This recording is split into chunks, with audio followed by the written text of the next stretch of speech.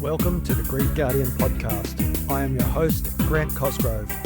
During this podcast series, I will be guiding you through the hardest journey, life after losing a loved one, empowering resilience, healing, and hope, one step at a time. Today, we're looking at a topic that hits close to home for anyone who's ever watched a young person struggle with something they shouldn't have to face so early: losing someone they love. Kids and teens feel the same storm adults do, but they don't always have the words for it. Sometimes they act out. Sometimes they shut down. Sometimes they look totally fine until they suddenly aren't. If you've ever stood there wondering what to say, or if you're going to screw it up, you're definitely not alone. Let's walk through this together. When a child or teenager loses someone close, they're dealing with grief that hits their world differently than it does an adult.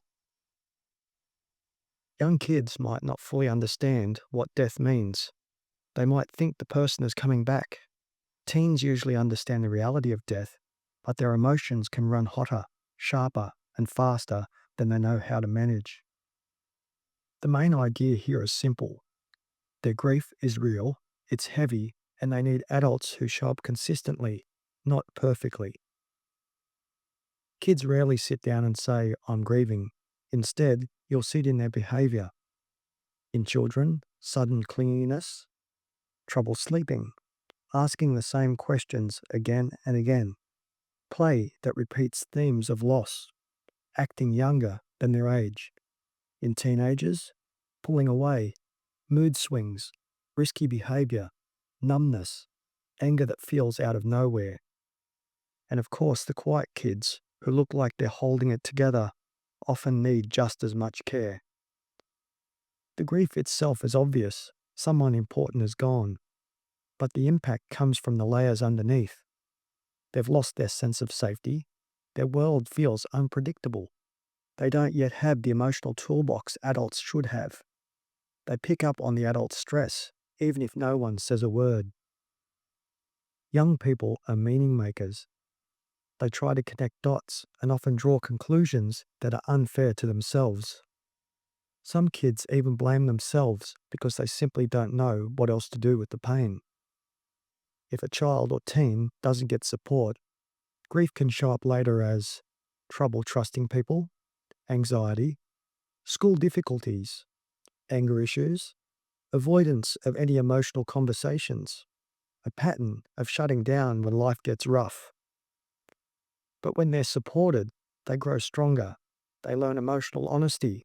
They learn that love doesn't disappear, even when people do. And they realize they don't have to carry everything alone. Here's what actually helps them. 1. Be real with them. Kids don't need sugar-coated half-truths. Straight answers build trust. 2. Encourage questions. Even if they ask the same thing 10 times, they're trying to make sense of the loss. 3. Keep routines steady. Structure feels safe when the world doesn't. 4. Let them express in their own way. Drawing, sport, silence, tears. There's no correct method. 5. Share memories openly. It helps them see that talking about the person isn't forbidden. 6. Give teenagers space, but not isolation. Let them breathe, but keep showing up. They'll talk when they feel safe. 7. Watch for signs they need extra support. If behaviour spirals or they're sinking into withdrawal, a grief counsellor or psychologist can make a real difference. Above all, don't pressure them to move on. They're not letting go of the person, they're learning to live with the love and the loss at the same time. Thanks for joining me today. Supporting young people through grief isn't easy, but it's one of the most important roles we can take on as adults. If this episode helped you, share it with someone who might need it.